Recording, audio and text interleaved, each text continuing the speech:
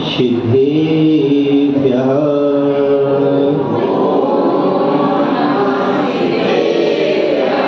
ॐ नमः सिद्धेभ्यः।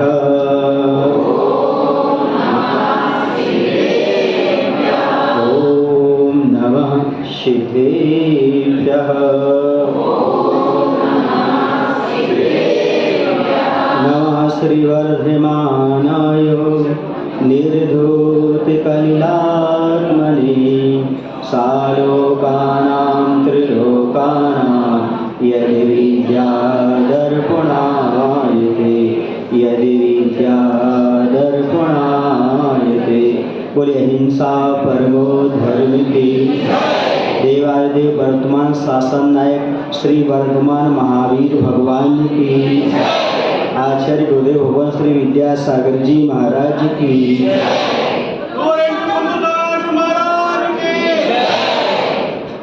बंधुओं, आज हम भगवान महावीर की जन्म जयंती मनाने के लिए यहाँ पर उपस्थित हुए हैं। हम सभी की जन्म जयंती क्यों नहीं मनाते?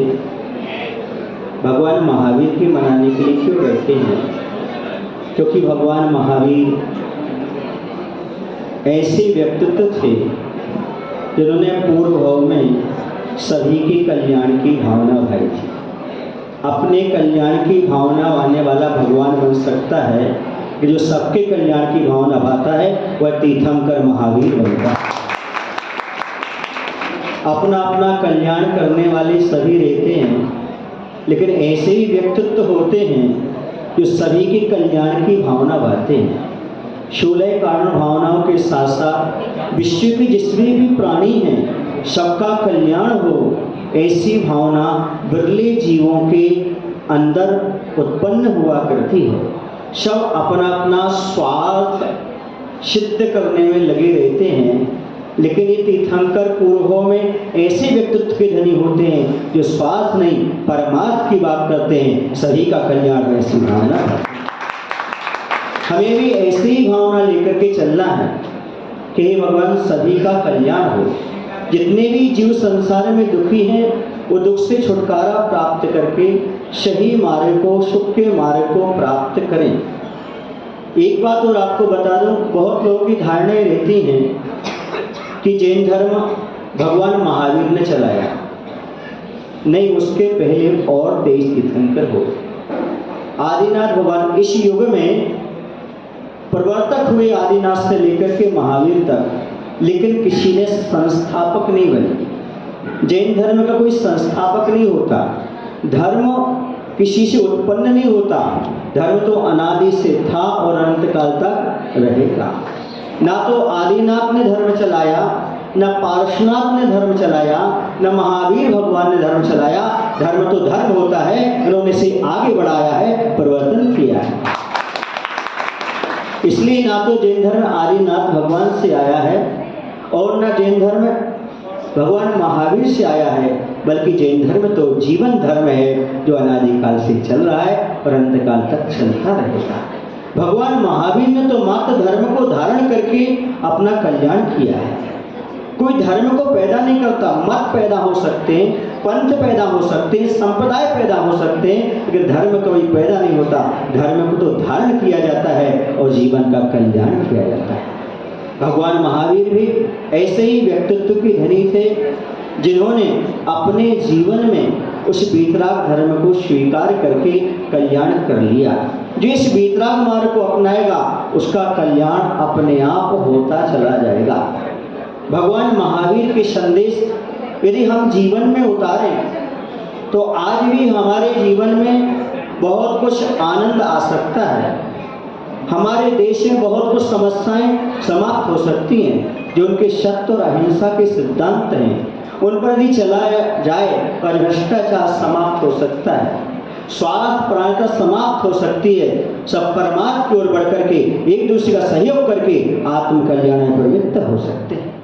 ये भगवान महावीर का सर्वोदयी सिद्धांत रहा है। उन्होंने हमेशा अहिंसा धर्म को प्रधानता दी। अहिंसा का अर्थ ये नहीं होता कि पहले किसी को दुश्मन बनाओ और उसे गले लगाओ, किसी दिन दुश्मन को भी गले लगाओ। जैन दर्शन कहता है किसी को दुश्मन मानो ही नहीं, गले लगाने की बात ही नहीं।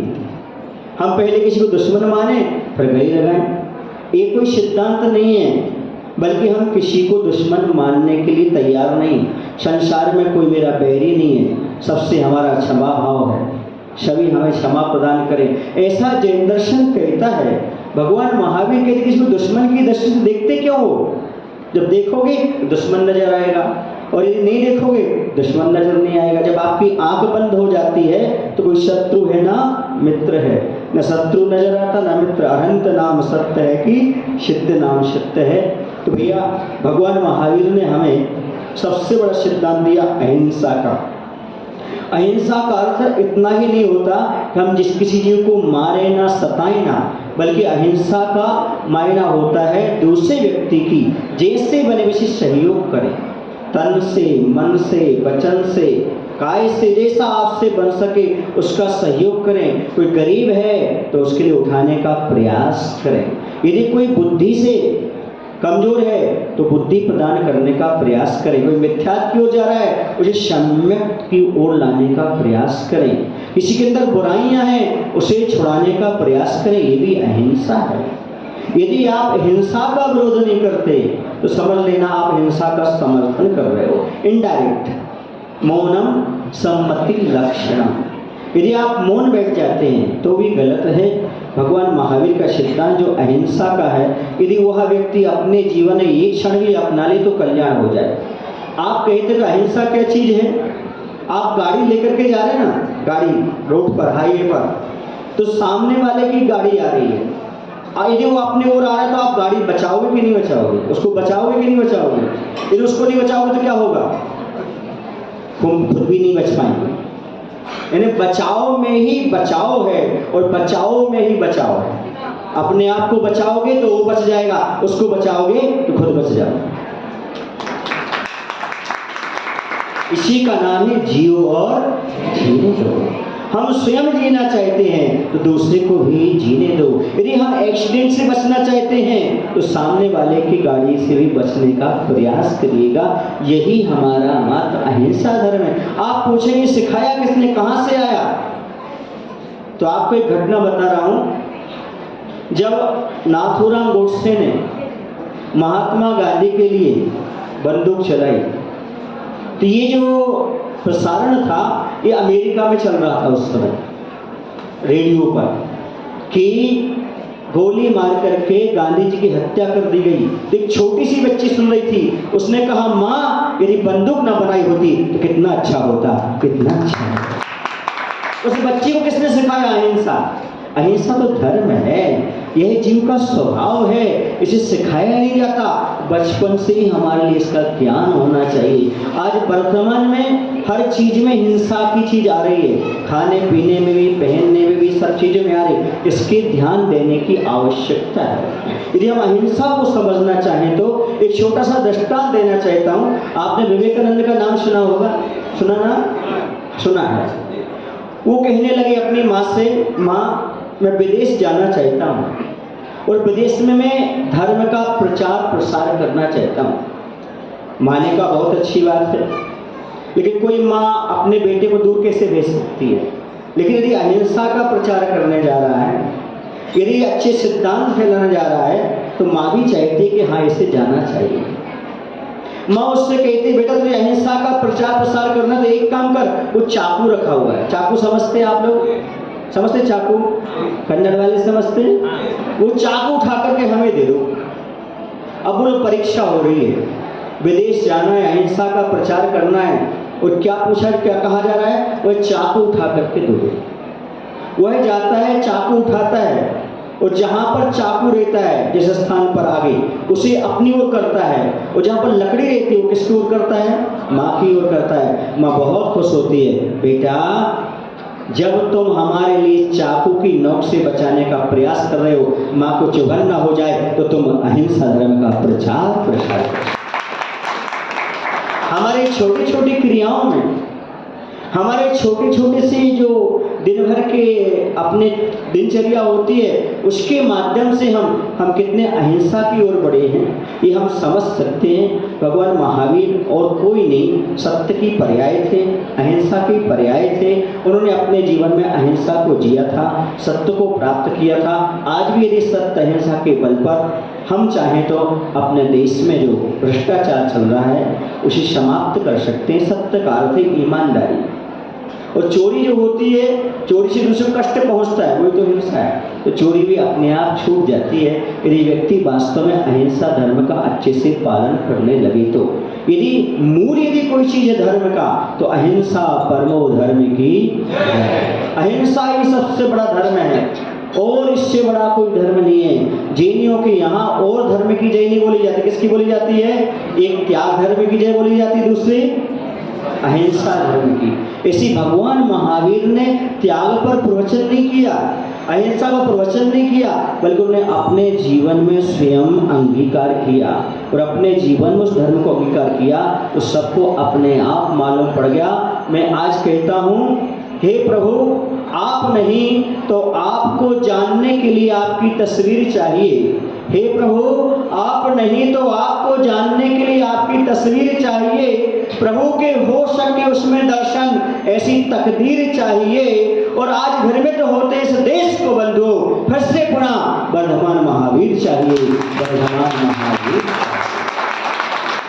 भगवान महावीर ने भूतकाल में जीने को नहीं कहा, भविष्य काल में जीने को नहीं कहा। उन्होंने कहा जो वर्तमान में जिएगा वो वर्धमान बन जाए। वर्तमान का सदुपयोग करो, जो वर्तमान का जीवन है उसे सुधारने का प्रयास करो, क्योंकि भविष्य और कोई चीज नहीं है। वर्तमान की गोद में ही भविष्य का जन्म हुआ करता है। हम वर्तमान में ऐसा कुछ करें कि भूतकाल का इतिहास ही बदल जाए और आगे का भविष्य ही बदल जाए। भगवान महावीर का पहला जीवन कैसा था? पुरुरवा भील का था, जिसने कौवे के मांस का त्याग किया था।